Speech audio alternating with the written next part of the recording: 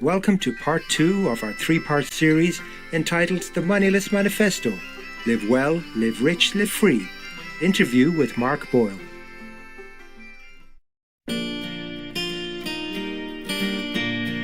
In 2008, Irishman Mark Boyle began living without money in a quest to be more in tune with the natural world. What was meant to last no more than 4 seasons turned into a 3-year experience, earning him the nickname the Moneyless Man. Since, Mark Boyle has published several books about his journey and insights gained. The Moneyless Manifesto, Live Well, Live Rich, Live Free, is an interesting account of his life without money. Throughout the story, Mark offers lots of tips and advice on how you can simultaneously reduce both your dependency on money and your ecological impact, whilst increasing your sense of connection and identity with the people in your community and the land under your feet. More recently, Mark Boyle has been living without technology.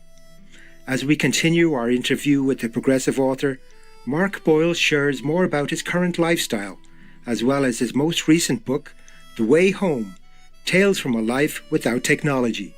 In recent years, I've moved back to Ireland and I've begun living without technology. So no mobile phone, no electricity, no running water, none of the things we take for granted like washing machines, Wi-Fi connections, none of that. So it's very both simple and complex life.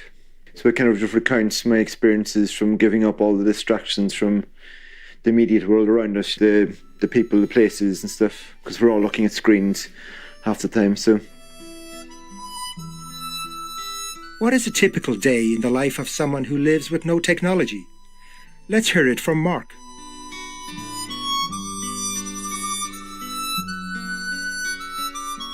Yeah, well, I wake up without a clock, so I have no clocks, no alarm clocks, no phones. So I wake up when my body wants to wake up, usually with the birds singing through the window. From that point, my day has a similar start to most people's, and I go to the toilet. The difference is I probably go under a tree most mornings if it's not too serious. If it's a bit more serious, I'll head towards the compost toilet. And for me, the compost toilet is quite a significant, different approach to how we deal with our waste. For me, if I had a flag, it would be the compost toilet, because instead of seeing life as linear and where you flush your pee and poo off to somewhere else and polluting your water system in the process, you're actually returning your pee and poo into your compost heap, which you then use to grow your fruit and vegetables and so on. So it symbolises a different approach to life, a different perspective.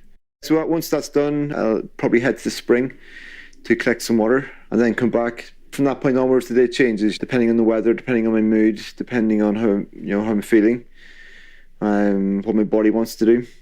I might go and collect wood up in the woods, haul that down by hand, saw it up by hand, chop it by hand, stack it by hand, set the fire for the evening, and then probably go and do some foraging, do some food growing.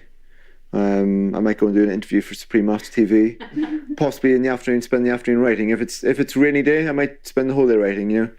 Put the fire on early, sit, ponder life, have a think about the big existential questions. Where am I going? What am I doing? What's the point of even being here? And I think having no phone, having no email, is a real help in that there's no distractions. Mark Boyle emphasises the importance of taking time to reflect. To help him develop this beneficial habit, he practiced a week of silence. I find it really important to do something like that, just because I think we talk too much these days. We're very keen to talk and share opinions, and we often aren't listening because we're already constructing the answer before we even hear what the other person said. We're making up in our mind. Which is not very good. It affects relationships. They always say 2 ears, 1 mouth. I think it's a good philosophy to follow in life. And so stopping talking for the week really made me go inwards and to kind of think.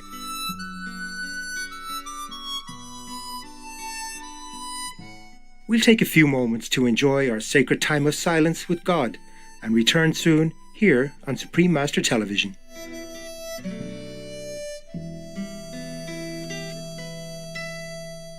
Welcome back to the Moneyless Manifesto. Live well, live rich, live free. Part 2 of 3.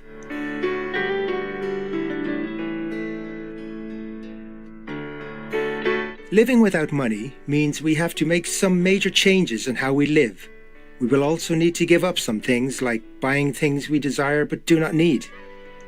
The rewards are many as we learn to be more creative to satisfy our necessities, and life is enriched as we become happier and content with what we have. In Mark's case, he enjoys getting his nutrition by foraging for plants. Foraging is the kind of collection of wild plants. That's how it's commonly perceived. For me, I like to talk about the things that are most common for people. You can go into very obscure plants that no one will have a clue what you're talking about. I try to encourage people to see the things that are readily available around them. So one obvious one is nettles, for example, So I kind of talk more about it's described more as like primitive methods, I don't like the word primitive because it sounds like it's backward or Stone Age, but very, very simple methods in which to live by, It doesn't take anything to harvest nettles, for example. It takes nothing to harvest blackberries. They're readily available around you.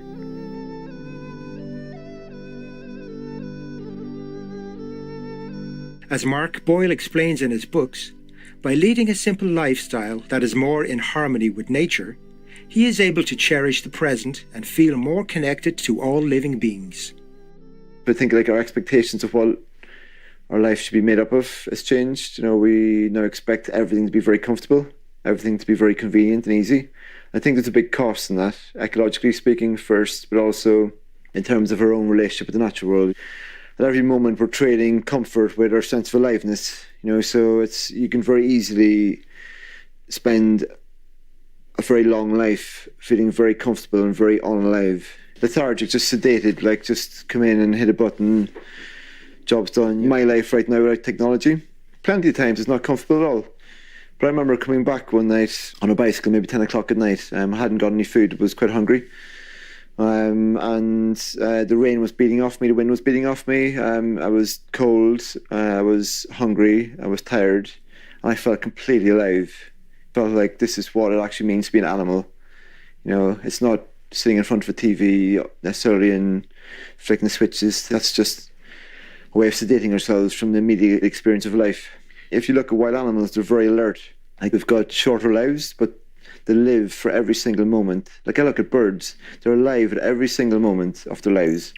They're mindful through economic necessity. I just think when any of us are at our peak, when we're feeling fully tapped into source, where we're connected to all living things, I think there's going to be more tendency towards beauty in that, with that connection. For more information on Mark Boyle's books, please visit permanentpublications.co.uk and oneworld-podcast.com.